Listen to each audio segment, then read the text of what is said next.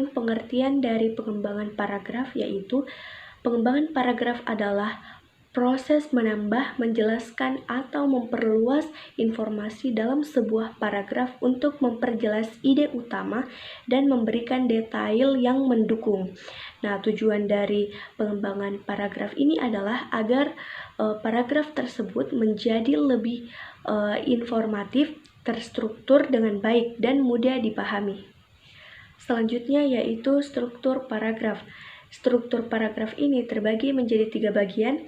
Yang pertama yaitu kalimat topik. Kalimat topik adalah kalimat yang menyatakan ide pokok paragraf dan menjadi inti pembahasan. Nah, yang kedua yaitu kalimat penjelas, di mana yaitu kalimat-kalimat yang memberikan penjelasan, contoh atau bukti yang mendukung kalimat topik.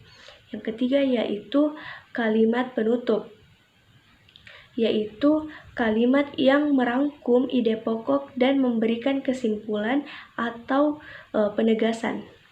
Nah, teman-teman, selanjutnya yaitu jenis-jenis paragraf, di mana di sini terbagi atas 6 bagian, yaitu yang pertama, paragraf analogi. Paragraf analogi adalah pengembangan ide pokok paragraf yang belum diketahui sebelumnya. Dengan hal yang sudah dikenal pada pengembangan tersebut akan ditemukan berbagai macam perumpamaan. Yang kedua, paragraf definisi merupakan pola pengembangan yang ada pada kalimat topik paragraf yang memerlukan pengertian. Yang ketiga, paragraf ilustrasi. Paragraf ilustrasi adalah pola pengembangan dengan kalimat membuat penggambaran atau pelukisan suatu objek.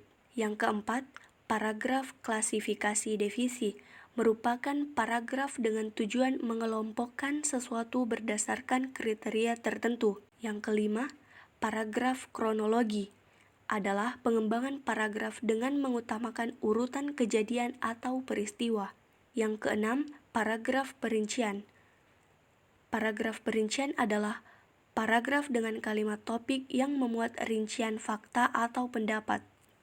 Adapun letak kalimat topik pada pengembangan paragraf, yaitu yang pertama paragraf deduktif, adalah jenis paragraf yang kalimat utamanya terletak di awal paragraf. Nah, paragraf ini yang menyajikan pokok permasalahan terlebih dahulu, menyusul dengan uraian di paragraf berikut.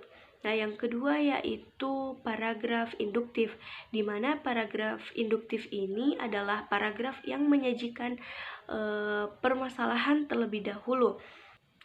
Yang ketiga yaitu paragraf campuran, di mana menggabungkan elemen dari paragraf deduktif dan induktif. Nah, biasanya paragraf ini dimulai dengan kalimat topik atau ide utama. Dan yang keempat yaitu paragraf ineratif.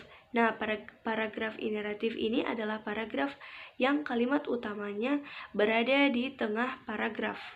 Yang kelima adalah paragraf deskripsi. Nah, di mana jenis paragraf ini dibuat untuk menyampaikan gambaran secara objektif suatu keadaan sehingga pembaca memiliki pemahaman yang sama dengan informasi yang telah disampaikan. Selanjutnya yaitu syarat pengembangan paragraf. Yang pertama yaitu kesatuan atau biasa disebut dengan kohesi. Setiap paragraf hanya boleh memiliki satu gagasan pokok. Semua kalimat dalam paragraf harus mendukung dan menjelaskan gagasan utama tersebut. Penggunaan kata kunci yang konsisten dan sinonimnya dapat membantu menjaga kesatuan paragraf.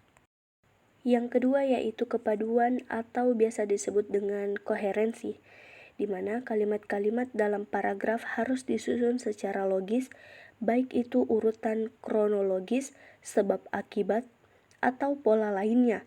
Penggunaan kata hubung seperti sehingga, oleh karena itu, di samping itu, dan sebagaimana akan membantu menghubungkan satu kalimat dengan kalimat lainnya. Yang ketiga yaitu perkembangan paragraf, di mana gagasan utama harus dikembangkan dengan penjelasan yang lebih detail dan konkret. Penggunaan contoh dan ilustrasi dapat memperjelas gagasan yang disampaikan. Jika paragraf bersifat argumentatif, maka perlu didukung dengan bukti atau alasan yang kuat. Kesimpulan dari pengembangan paragraf adalah menjelaskan ide utama secara terstruktur, runtut, dan koheren dengan kalimat-kalimat yang saling terhubung logis, sehingga pembaca dapat memahami maksud penulis secara jelas dan mudah dan mendalam.